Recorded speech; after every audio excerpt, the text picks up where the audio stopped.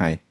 In this video, I am going to show you a very simple process on how to make your sound better using Audacity. So whatever your purpose is, professional voiceover, audiobook narration, content creation voiceover or podcast, you can make your recording way better using the process I am going to show you. This is a 5-step process and there are actually 2 ways to use this process. The first way is kind of automatic and the second way is manual. So you configure everything manually. I will show you the process in detail. So first let me show you how the automatic process works. So this is a recording, this is a raw recording, and if I play it we can understand how it is sounding now. Some people claim that all aerators are created equal. Well, we beg to differ. Ranch works past. Well, you have listened to the raw recording and the volume seems quite low, and I will process this recording just in a click. So see how I do that. I'll select, double click this, and then I'll go to apply macro and select a macro, for example clear vocal, and the audio has improved just in a click. So let's listen to it a bit. Some people claim that all aerators are created equal. Well, we beg to differ. Ranch works pasture aerators are engineered with forward. So you can see that with just a click I have improved the audio a lot, and it is not just increasing the volume. It is increasing the volume and also adjusting the loudness and the balance and EQ, all those things. It has been done in just a click using that macro. So either you can build the macro on your own, or you can use the macro I have already built. In case you are interested to using that macro, you can go to this page and I have this EQs and macro pack. I have 11 different macros and you can use those to make your sound better. So I'll give this link to the description if you are interested on the macro. Also, you can look at the Audacity bundle. The Audacity bundle has those macros and some Audacity courses, and also I provide personal feedback through the courses in the Audacity bundle. So I'll give all the links in the description. If you want, you can check. So let's get back to the Audacity and see the process how to make it better manually. So I'll get back to the original recording. This is the original recording. And this is a 5-step process. The first step is to normalize the audio. The normalize means setting the peak level of the audio. So how do you normalize? You select the audio, you go to effect, and then you go to volume and compression, and then you select normalize. In normalize, you can see the default setting is like this. So in the default settings, we'll just change this peak amplitude. The peak amplitude is -1 here, but we'll set it to -3. So why -3? Because that is the ACX standard. ACX is for audiobook, but you can use that for voiceover, and if you use the ACX standard, then you have a kind of way to measure your audio quality. Before applying this normalize, just see where it stands in terms of ACX. So I have selected the audio and I go to analyze and I go to ACX check, and in ACX check we can see the peak level is -12.78 and the RMS is -32.96, and both these are too low and too quiet. So we will process the audio, and at the end we will get the audio passing all these checks. If your audio passes all these checks in this ACX check, then your audio is kind of technically good. Of course, you have to listen to it to truly measure how your audio is sounding. But if you pass these checks, then your audio is good technically.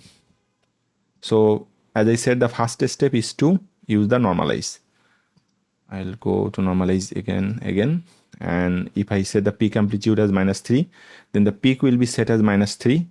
You will see that when I set the peak amplitude, the volume of the audio can increase or decrease depending on where it is now. For example, for this audio through the ACX check, we see the peak was -12, and if I set the peak to -3, that will mean that from -12 it is getting to -3. So a 9 dB increase in the peak for this recording. Not every recording will follow this exact amount. Sometimes your peak may be high before you apply the normalize effect. So in that case, the audio will shrink and the volume will decrease. So whatever the case is, you just apply the normalize to -3 and your audio will be on a standard level. So you can see for this audio, the volume has increased, and we can see that through the increase in height in this waveform. So if I go to now ACX check, we can see the peak is now -3, the RMS is now increased, and which is -28.18, but exactly not passing in this range. So we still need a bit of work on this. I will show you the process. And the first step was normalize. The second step is noise reduction. And noise reduction may not be necessary depending on the type of audio you have. For this audio, noise reduction is not extremely necessary at this point because the noise floor is passing, but we will take the noise a bit down, and sometimes you may have a loud hissing noise. So in that case, you will need to use the noise reduction in Audacity. So let me show you how to use the noise reduction in Audacity. To use the noise reduction in Audacity, your first step would be to select a part where you have only noise, no talking parts, only noise. For example, the beginning of this audio, it has just noise, and I'll select that, and I'll go to effect and volume and compression, and noise removal and repair, and noise reduction. So noise reduction is a two-step process. At the first step, you select the noise and you give input to Audacity that this is the noise. Whenever you find a noise like this, you have to remove that. So you can do that by clicking on the get noise profile. Now Audacity has a record of how my noise looks. The second step would be to select all the audio and go to noise reduction again. In this step, you will configure all these sliders. So how much noise you want to reduce, that is the noise reduction slider. Then the sensitivity means how aggressive the algorithm will be to reduce noise. If you set the sensitivity too high, then Audacity will remove noise as soon as it gets a hint of that. But you do not want set the aggression mode, the algorithm, as aggressive as that, because that will actually make your sound quite harsh and quite thin. So sensitivity of 6 works well. And then there is the frequency smoothing bands. Frequency smoothing band means that when you reduce the noise, then there is a gap is introduced on your audio, and frequency smoothing bands reduces that gap. So that is the job of the frequency smoothing bands. And for voice recording, the value of 6 works well. So if you are, as we are working with voice recording, we'll use the frequency smoothing band 6. So both the sensitivity and the frequency smoothing band should be 6, and the noise reduction slider, the amount of noise you want to reduce should not cross 12. So ideal value is 6 on all these three fields, but sometimes just reducing the 6 dB of noise may not be enough. So in that case, you need to increase it to 12. So you have to use the noise reduction value between 6 to 12 depending on how much noise you want to reduce. If you have to use anything greater than 12, then you have to think about your recording strategy, because your recording room may be generating more noise than should be in an ideal recording situation. So I'll be using these settings. I'll click OK. And if I go to ACX check again, we can see that the noise is now decreased from before. It was around -60 before, and now it is -72 because I have reduced 12 dB noise. Okay. So we have done two processes, normalize and noise reduction, and we have 3 more process left. And if you want a PDF guide of that process, you can get through from this PDF guide, from this document. There is a link in the description. You give your email and I will send you this document, and here all the process are described with screenshots. So let's get back to the Audacity. So we have used 2 effects, normalize, noise reduction, and now it is the time to use the third effect, which is EQ. And EQ is a quite complex, but we can use a simple EQ to start. For example, we can go to EQ and filters, and then filter curve EQ.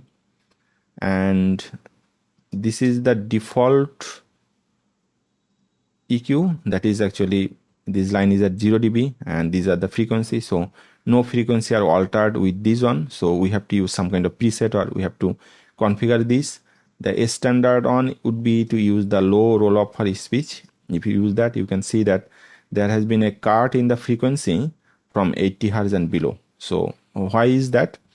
Well, there is no frequency in our voice, in our talking below 80 Hz. So if you cut off the frequency below 80 Hz, then what happens? It can reduce the noise, the low frequency noise, if there is any. So this is called a high pass filter, and it is kind of effective in voice recording. So I can adjust this dot to reduce the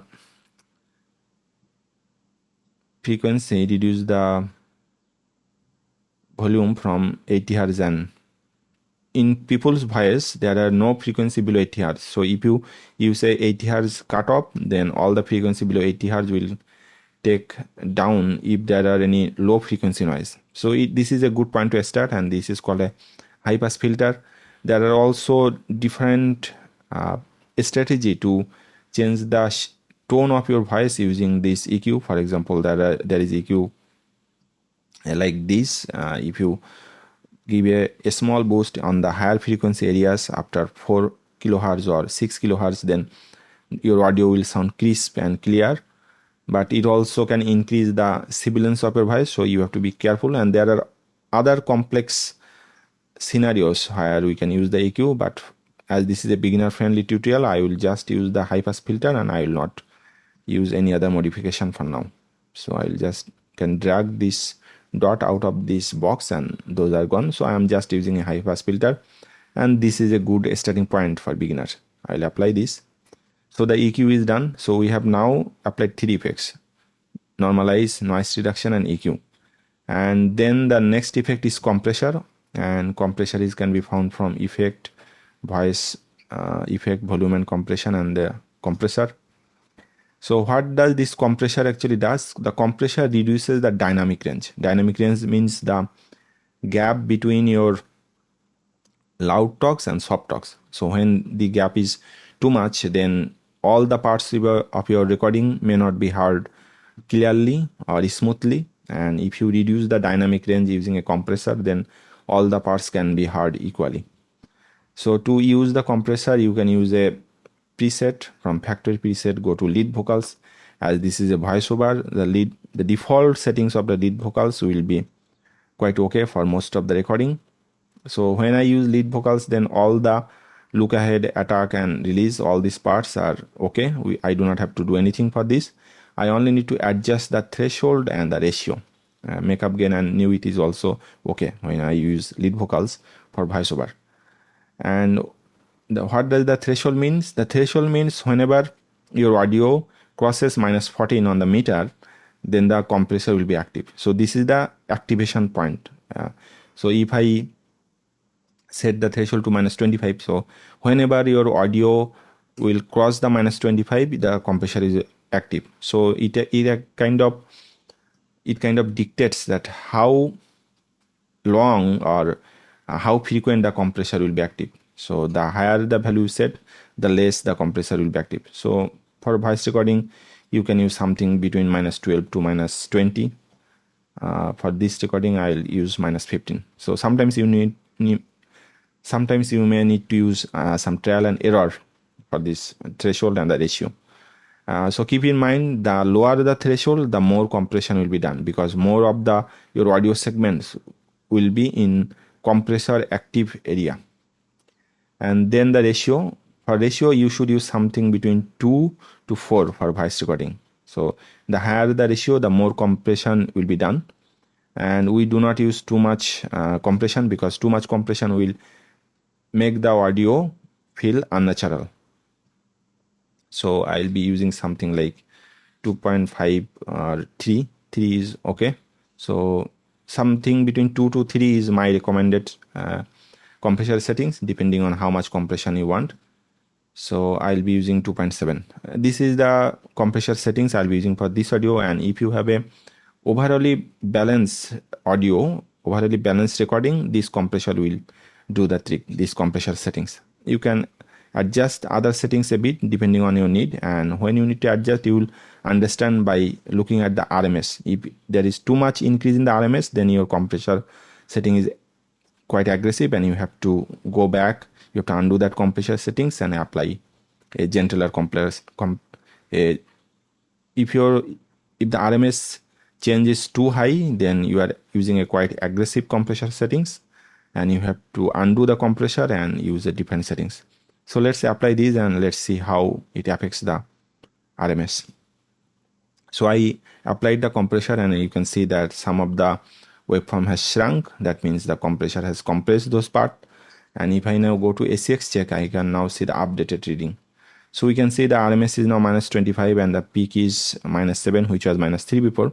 So what the compressor has done, the compressor has actually tamed the peak values, and that is not a problem. Compressor will do that. That is the side effect of the compressor. So what we will do, we will just use the normalize effect again. As the last step, I'll use the normalize, and that is to -3.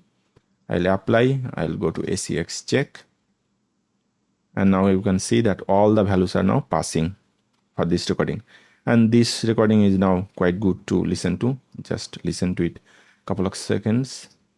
Some people claim that all aerators are created equal. Well, we beg to differ.